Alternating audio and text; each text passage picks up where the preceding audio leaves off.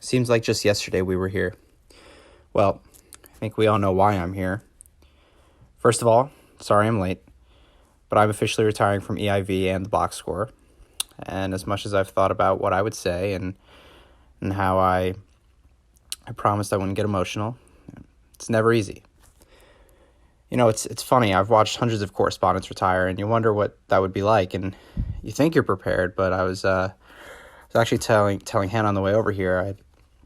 I'd like to thank the box score for giving me the opportunity as well. I hope that every penny that they've spent on me, they know was money well spent. It was never about the money or fame or records. And I hear people talk about your accomplishments and things, and it was never my accomplishments. It was always our accomplishments. The correspondents that I've worked with, and I can name so many. It was never about me. It was about everyone else. It just so happens the position I played got most of the attention. It's been a great relationship, and I hope that this show and the fans appreciate me just as much as I've always appreciated them. Welcome to Season 9, Episode 1 of The Box Score, the same show you know and love, but with a new look and a new, much funnier host. I'm Hannah Brewitt, and today on The Box Score, we'll be taking you through all the hottest topics in sports, from a debate on the most recent Major League Baseball cheating scandal to a Super Bowl breakdown and our own version of a championship parade you won't want to miss.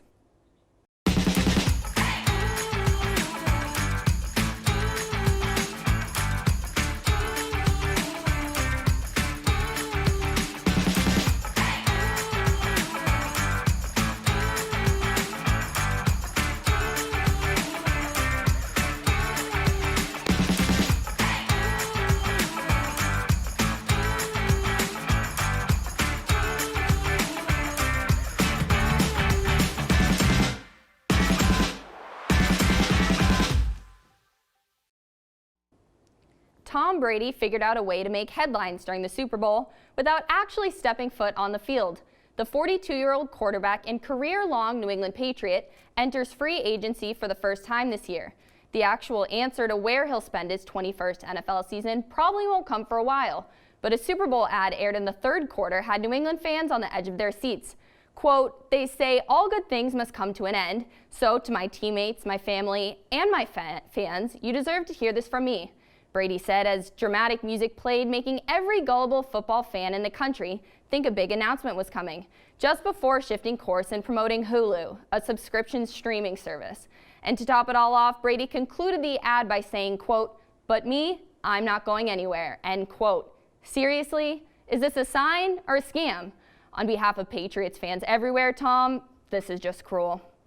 The Baseball Writers Association of America recently released 314 Hall of Fame ballots to the public, but the one ballot I and the rest of the baseball world wanted to see was nowhere to be found. That ballot is the one ballot that did not include Derek Jeter. That's right, Jeter received 99.7% of the vote, making him just one vote shy of joining Mariano Rivera as the second player to be elected unanimously. Jeter, a man whose name was synonymous with Major League Baseball for years, a 14-time All-Star and a 5-time World Series champion. And somewhere, some esteemed baseball writer decided he wasn't worthy of being voted into the Hall of Fame. As a Boston fan myself, I hated Jeter, but in no universe would I leave him off a Hall of Fame ballot. It's absolute blasphemy. And the worst part of it all, we probably will never get an explanation from that one person who disagreed. In the biggest news as of late, Laker legend Kobe Bryant tragically passed away in a helicopter accident that also claimed the life of his 13-year-old daughter and 7 others. For basketball fans across the world, Kobe was the epitome of greatness, both on and off the court. A loving husband, father, and entrepreneur, Kobe was so much more than just a basketball star. After the break, we'll hear from Avikar Gloth for some of Kobe's best Mamba moments. Don't go away.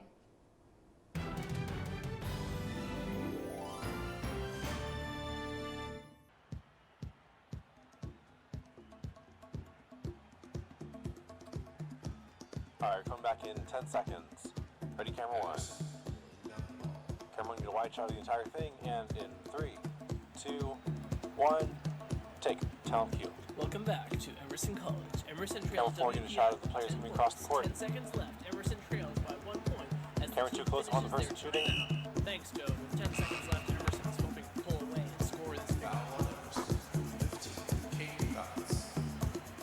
Camera 1 gonna close and follow them over.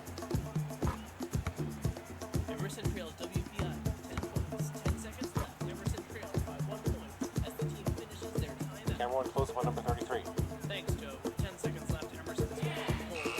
Follow the ball, follow the ball.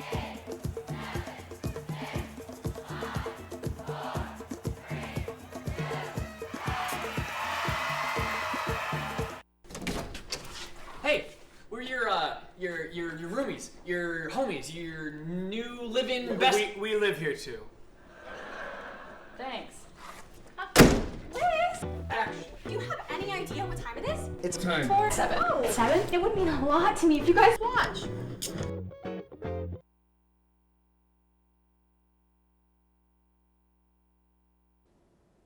Welcome back to the Box Score. We could spend the entire season talking about the legacy left behind by Kobe Bryant. But for now, Avi Kargloth has his favorite Kobe moments in our segment we like to call Top 5. Avi, take it away. Thank you, Hannah. When the news of Kobe Bryant passing away got to me, immediately I was stunned. How could this basketball titan have left us so soon? Like everybody else, I assume that everybody started to think of their greatest Kobe Bryant memories. And here are my top 5. Coming at number 5, Kobe winning MVP, the first and only time somehow that he won this prestigious award. Kobe had a lot of incredible seasons around the time he won his first MVP and finally was able to get it done as the Lakers were in the midst of a playoff series against the Utah Jazz. Kobe solidified himself as one of the greatest ever when he won this incredible MVP award. Coming in at number 4, his last game, 60 points. I don't think anybody has ever seen a finale like that. Kobe carried his team and the Lakers to one final victory over the Utah Jazz. Everybody was in attendance at that game, from Jack to Kanye to Snoop Dogg, and he ended with his now famous and now sad phrase, Mamba out. Kobe Bryant giving everybody one last glimpse at greatness. Coming in at number 3, when he passed Michael Jordan on the all-time scoring list. Jordan and Bryant, these were considered the 2 best shooting guards in NBA history, and Kobe had spent his entire career getting compared to MJ. Kobe passed Michael Jordan for 3rd on the all-time scoring list by hitting a free throw in Minnesota against the Timberwolves, who stopped the game to give him his moment. Even more touching, after Kobe passed away, Andrew Wiggins placed the ball at the exact spot where Kobe had passed MJ before the team took an 8-second violation to honor him in his memory. Kobe will forever go down as one of the greatest scorers in NBA history.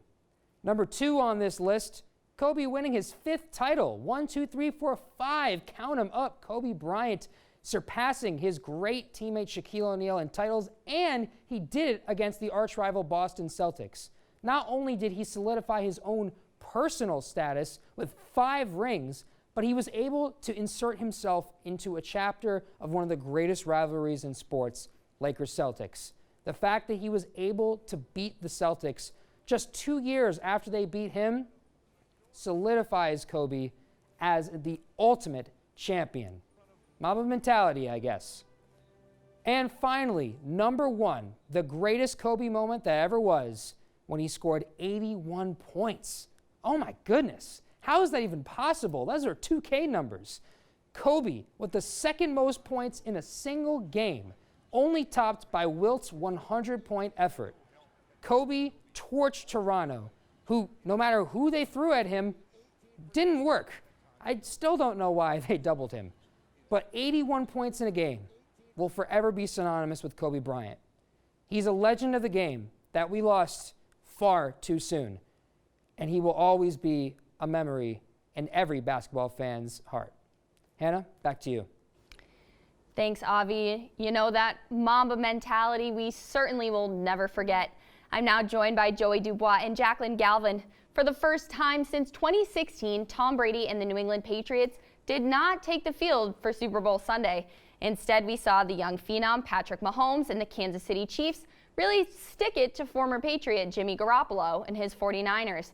I know our resident Chiefs fan, Michael Lagerwell, definitely has a lot to say about that game, but more on that later. So for now, what do you guys think were some keys to Kansas City's success? Well, for me personally, I think it was almost the 49ers choking in the fourth quarter. I mean, they had the 20-10 lead. Kyle Shanahan must have been having flashbacks because he wasn't running the ball, which I don't understand why. That was how they got to this game. And then they, relied on Jimmy Garoppolo, which as a Patriots fan, I did want to see him succeed, but, he just didn't come in clutch, and he missed, that deep throw to Emmanuel Sanders, and the rest is history. It's like you said, the 49ers, they just couldn't get it done. So it wasn't so much that the Chiefs did really great. It was more that they failed to, and I mean, the 49ers failed. The Chiefs did do very well. They made the adjustments at the half. I mean, it was 10-10 going into the half, I believe. Yeah, I want to give a big shout out to that Chiefs defense, holding the Niners to only 20 points. Niners coming in averaging almost 30 a game. Exactly. Holding them to 20, only 10 in the second half, none in the fourth quarter. That's a big stop from that Chiefs defense that had a lot of question marks, not only last season, but also this year. Yeah, I think they were ranked, 26th overall, and I think that actually was 26th for the rush specifically, which I know, I think it was Tyrann Mathieu was saying that why weren't they running the ball? Because, every time they passed it, we could cover it. So, yeah, I think that was just a big mistake on Kyle Shanahan's part. Yeah, as you said with Shanahan, Raheem Mostert over 200 rushing yards in the NFC Championship game, only getting 12 carries in the Super Bowl. You got to be asking questions about Shanahan after that one. Exactly. Absolutely. I think the biggest star this time and last year, Patrick Mahomes, he was an MVP last year. He comes in. Do you think he should have been the Super Bowl MVP? Personally, I think that the quarterback was going to win the MVP either way. I mean, the NFL is a business when it comes down to it, and you want to have your stars win and get these titles. And I think that no matter, who scored the most points, it was either going to be Jimmy Garoppolo or Patrick Mahomes, taking that MVP trophy and getting that car. That's fair, Jacqueline. I think that's definitely a reasonable thought process going into the game. But if we're really being honest about who deserved it, I'd say Damian Williams of the Chiefs deserved it. He really kept that Chiefs offense going in the first half, keeping them in the game when Mahomes couldn't really get it going. And then 2 big touchdowns in the fourth quarter really made the difference for the Chiefs in that one. So I think Damian Williams definitely should have gotten a hard look to win MVP. Yeah, I think he should have gotten the look, but, I think big names mean a lot to Roger Goodell and all of the, higher-ups in the NFL. And, you see that basically every year. I mean, with Lamar Jackson winning the league MVP, he was this breakout superstar. Everyone was talking about him. Of course, he's going to win the MVP, which I'm still salty I didn't win last season, but I'll let that go. But yeah, no, I think while he did, in many people's minds, deserve this MVP, I think that no matter what had happened, Patrick Mahomes or Jimmy Garoppolo would have gotten it. Well, it was certainly a show, a Super Bowl. Hopefully the Patriots, you and I, will see back next year. Fingers crossed. Well, during Season 7, we sent Michael Lagerwell to the Patriots Championship Parade, and as a Chiefs fan himself, it was only fair that we let him have a little parade of his own. So, let's see how that went.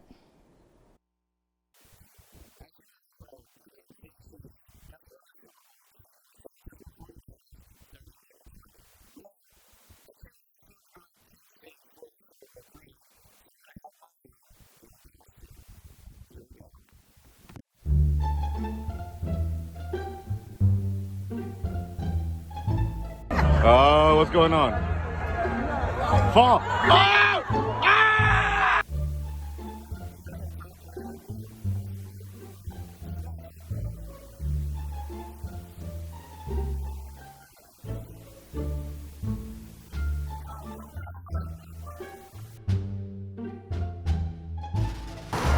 Time to make a couple changes.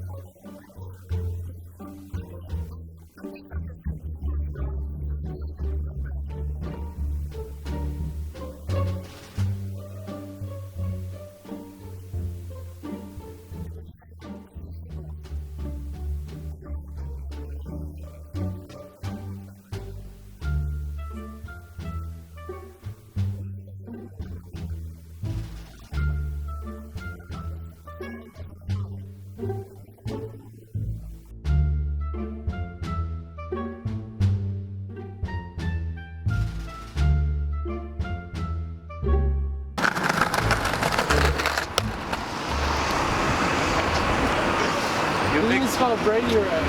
I didn't. Wait, really? What did I misspell? Oh, there's no E? What?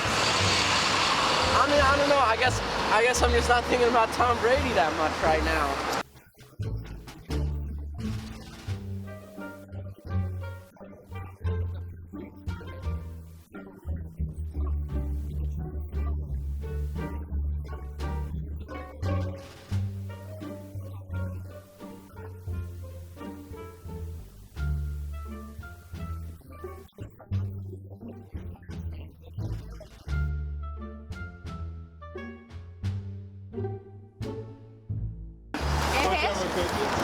¿Qué es eso?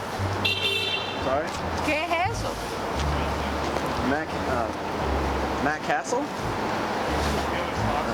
Who is it? What's that? Oh, it's Patrick Mahomes, and he's better than Tom Brady, quarterback for the Chiefs. Oh, Tom Brady? Yeah. Tom Brady. Oh.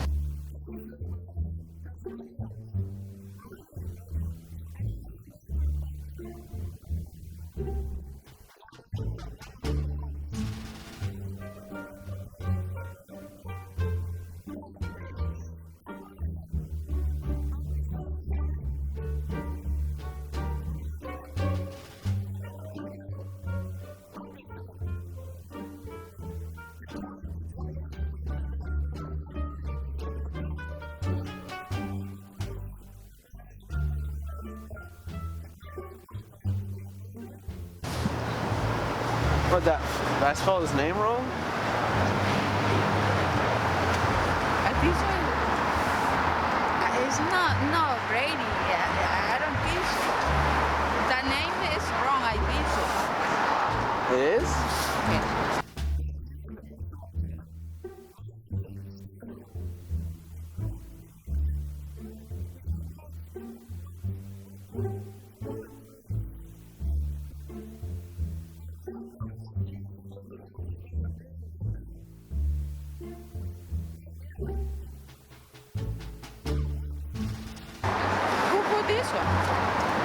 Oh no, I made the sign. Oh, you do? Yeah. Did I mess up?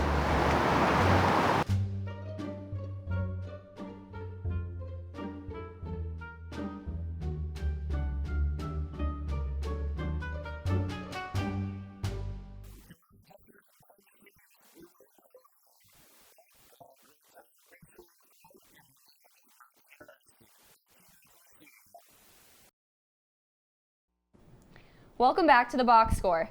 In January, Major League Baseball Commissioner Rob Manfred found the Houston Astros guilty of a major cheating scandal involving contraband monitors, banging on a trash can, and illegal center field cameras used at Minute Maid Park during the 2017 season. No players were punished, and the team's recent World Series title has not come into question. In our new segment called Buzzer Beater, Jenna Case and Sam DeCoste are here to debate the question. Is the punishment received by the Astros enough to deter teams from cheating in the future? Here to argue no, let's start with Jenna. You've got 60 seconds. The Houston Astros illicitly utilized technology to steal signs from opposing teams during the 2017 and 2018 seasons. As a result, the Astros were fined $5 million and the loss of their first and second round draft picks in 2020 and 2021. Additionally, GM Jeff Luhnow and manager A.J. Hinch are suspended from the MLB for 1 year each. However, the Astros chose to dismiss them altogether. This punishment is not enough to deter future cheaters. Historically, cheating has always been a part of professional sports. From doping at the Olympics to steroid use at all levels of competitive sports to the Astros sign stealings and everything in between, it's clear that cheating is woven into the fibers of professional sports. A minuscule punishment such as the one given to the Astros is not severe enough to prevent future cheaters. And with time to spare, Sam, you also have 60 seconds. In one of the most historic cheating scandals in the history of baseball, Major League Baseball needed to set a precedent and send a strong message to the Houston Astros, which they did. The Astros were absolutely hammered in the punishment handed down from Commissioner Rob Manfred. $5 million fine. Head coach A.J. Hinch and general manager Jeff Luhnow suspended for a year and subsequently fired. Their first and second round draft picks in the next 2 years forfeited. MLB came down as hard as they could on the Astros, and the commissioner's punishments could have lasting effects on this team for the foreseeable future. The league got it right.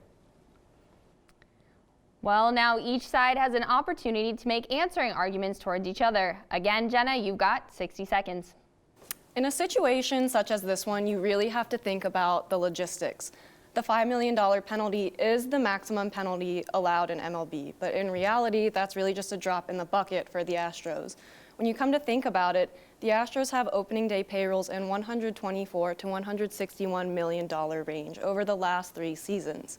Additionally, the Astros were valued at $1.1 billion in 2016, but reached all the way up to $1.8 million in 2018. Therefore, you cannot argue the fact that cheating is ingrained in professional sports.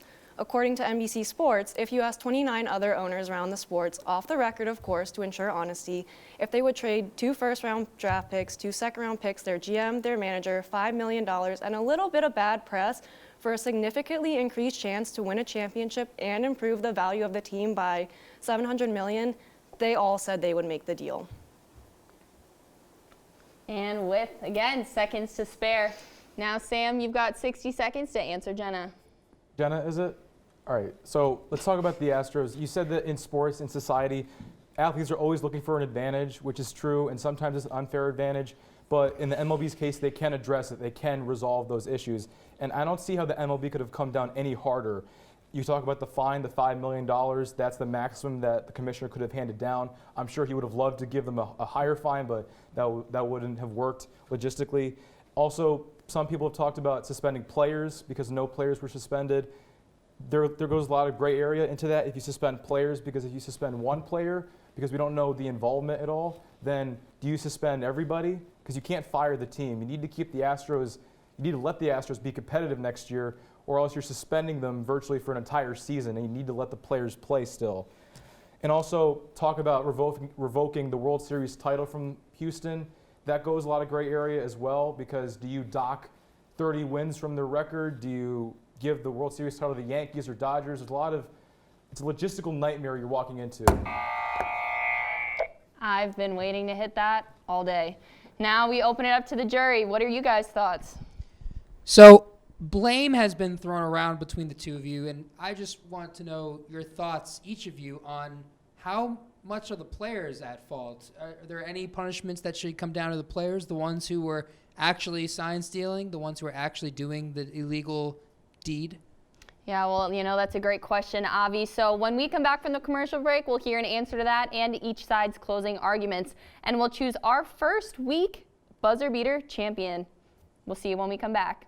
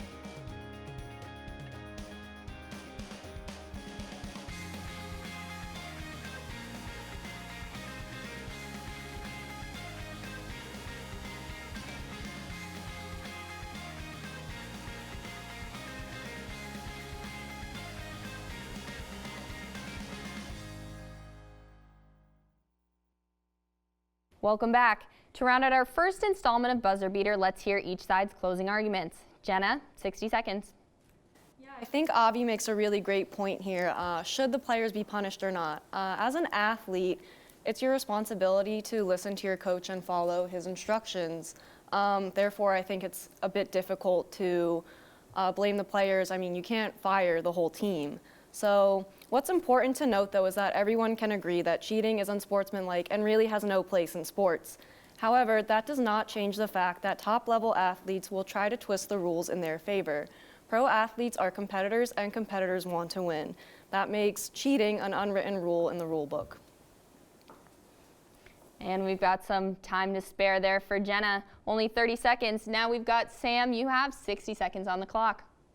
The Houston Astros cheated point blank, and Manfred dropped the hammer on them for it, forfeiting an unprecedented top 4 draft picks over the next 2 years, and a coaching search in early February has the Astros scrambling as they go into the next few years as they recover from this cheating scandal. And the league may have not suspended any active players, but we have to remember in sports that you pay the coaches to manage the locker room and control the locker room.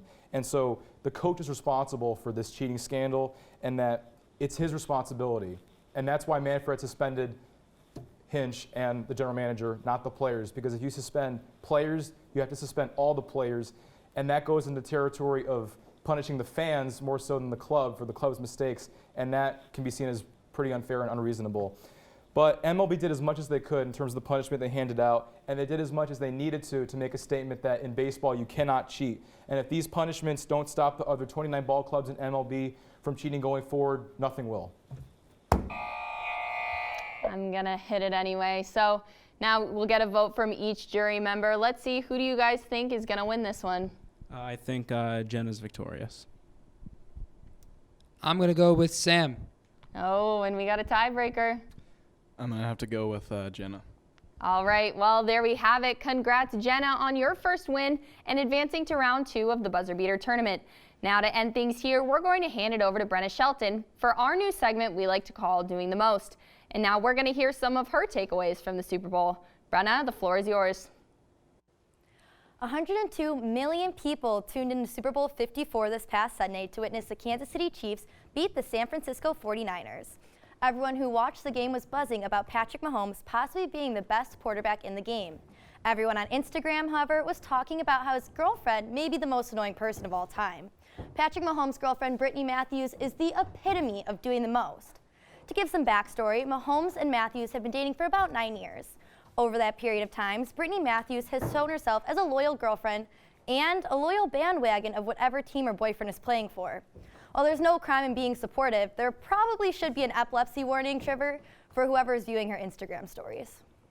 The day of the Super Bowl, Brittany Matthews posted 46 Instagram stories, coming out to about 7 minutes of footage. The fact that she has 380,000 followers on Instagram means there are thousands of people that much closer to being diagnosed with carpal tunnel from their fingers from clicking through them at lightning speed. I mean, in that time, I could microwave 2 Easy Macs separately, which I'd probably much rather do. Look, I get it to an extent. She's young, excited, and in love with the Super Bowl MVP. Yet, it's hard to imagine Tom Brady's wife Giselle posting screaming antics like that. Brittany Matthews is also known for her live tweeting of the game. My personal favorites consist of her using pronouns that include herself, such as, "We are the champions and don't ever take us out," like she's the one who threw for 286 yards. Her saying she won the Super Bowl is like A-Rod saying he performed the halftime show with Shakira. The key component in all of this, though, is none other than trophy boyfriend himself. Patrick Mahomes has made no public statement regarding his girlfriend's posting, but since he clearly hasn't said anything since she reports on him like TMZ for the past 2 seasons, it's safe to say he doesn't mind. The two live together, and my guess is she doesn't behave like that all the time. Brittany Matthews is like a liter of Coke, seemingly unsuspicious, low-key, and probably enjoyable. Yet, when a team like the Kansas City Chiefs shakes up that bottle and throws it on the ground, it's bound to explode everywhere. Lover or hater, you definitely will not be hearing or seeing the last of her. Well, on social media at least. That is why she is doing the most. Well, Brenna, I certainly could not have said it better myself. That's all the time we have for today. To keep up with Season 9, our new episodes, and the old and fresh faces you see here, check out our Facebook page and our Instagram page at theboxscore_EIV. Again, this is The Box Score. Thanks for watching, and we'll catch you next time.